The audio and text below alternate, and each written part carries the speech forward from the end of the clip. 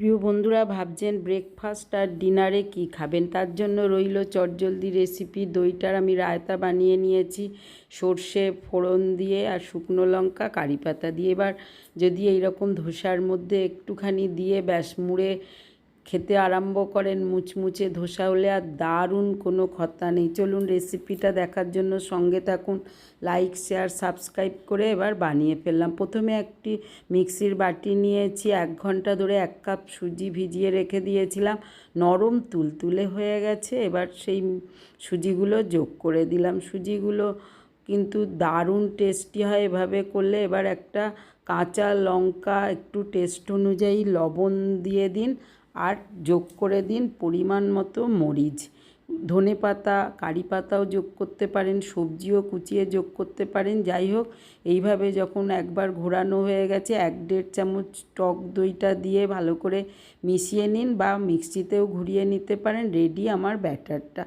এইবার প্যানটা বসিয়ে দিয়েছি, প্যানটার মধ্যে ধীরে ধীরে অয়েলটা ব্রাশ করে দিন।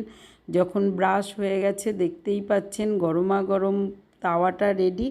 এবার ব্যাটারটা ঢেলে দিন, ব্যাস গরম গরম করে বেশ সারা কড়াটা ফ্রাই প্যানটার মধ্যে ছড়িয়ে দিন, না হলে বাকিটা আরও খানিকটা ঢেলে মোট কথা পুরো প্যানটা কভার করে দিন। এইরকম একটু লাঞ্চে বা ডিনারে যদি হয়, আর ফাঁকিবাজি রেসিপি হলে তো আর কোনো কথাই নেই।